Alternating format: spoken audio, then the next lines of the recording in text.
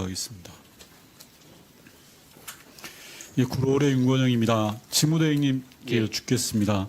지난 윤석열 정부의 경찰청 점수를 준다면 몇 점이나 주실 수 있겠어요, 대행님? 제가 말씀하기 불편하실 텐데 좋은 점수 받기는 어렵지 않습니까?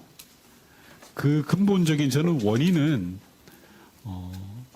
경찰이 본연의 임무를 뺏기고 허수아비처럼 이리저리 휘둘린 것 아닌가 싶습니다. 윤석열 정부 출범과 동시에 경찰국을 신설해서 인사를 했죠. 행안부 경찰국에서. 경찰국 신설은 저는 국민의 경찰이 권력의 경찰로 넘어갔다라고 보여지는 겁니다.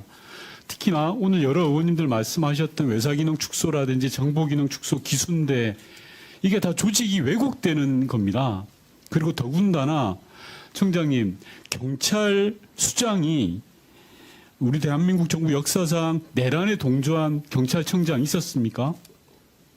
이번 말고는 없었습니다. 처음이잖아요.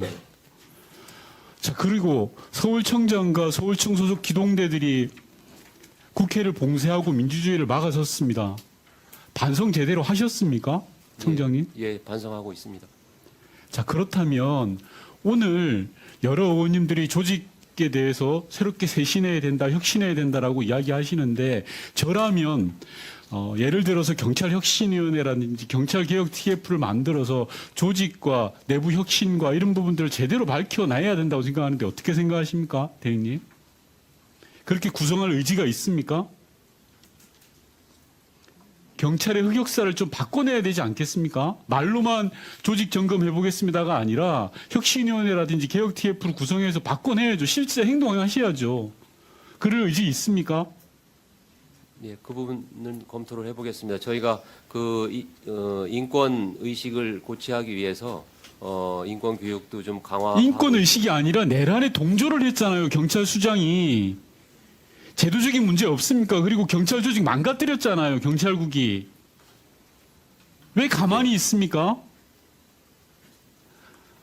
혁신위원회 또는 개혁 TF와 관련해서 검토하셔가지고 종감 전까지 보고해 주시고요. 예. 많은 의원님들이 오늘 캄보디아 사건에 대해서 말씀 주십니다.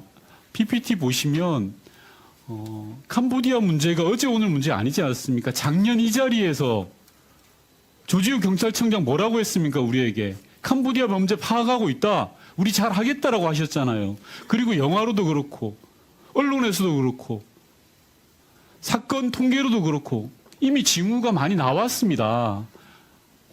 이재명 정부 들어서 신속하게 대응을 하고는 있다고는 하지만 아쉬움이 많은 게 사실입니다. 그래서 저는 몇 가지 대안적으로 좀 접근을 해볼까 합니다. 다음 PPT 봐주십시오. 넘어가시고요. 자, 여러 의원님들 말씀 주셨는데 ODA 사업과 관련해서요. 저는 채찍도 필요하지만 당근도 필요하다고 생각합니다. 캄보디아에 쓸데없는 ODA 줄 게 아니라 경찰 ODA를 줘서 경찰과의 네트워크를 더욱더 강화할 필요가 있는데 최근에 5년 동안 ODA와 관련해서 통계를 보니까 한 건밖에 없어요. 올해 한 건. 제대로 된 이런 사업 하셔야죠. 예. 대행님의 의지 있습니까? 예. 캄보디아와 ODA 하고 있고 그 추가로 더 하고 있는 게 아니라 올해 추진된 건 한 건밖에 없어요. 지난 5년 동안 제대로 된 게 없어요. 예를 들면요. 베트남은 80억을 ODA를 했습니다. 최근 5년 동안. 캄보디아는 5억, 6억 정도밖에 안 돼요. 예, 제대로 좀 점검해 주십시오. 예, 그렇게 하겠습니다. 다음 PPT 봐주십시오.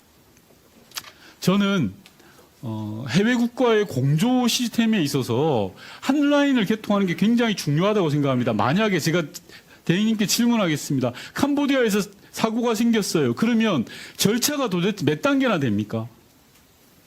캄보디아 사고 같은 게 생겼다고 하면 절차가 저희 경찰 주재관이 있기 때문에 바로 경찰 주재관을 통해서 연락할 수도 있고 그 외교부를 경찰 주재관을 통한 게 대사관을 통하고 이리저리 하면 예. 제가 확인하기로는 5단계를 거쳐야 됩니다.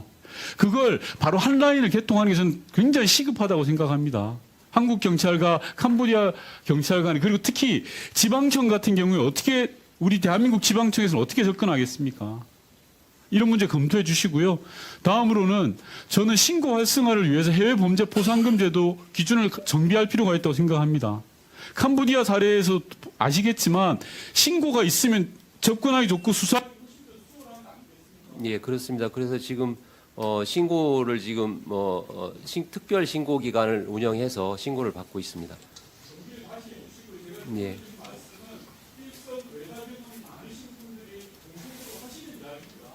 예, 유념.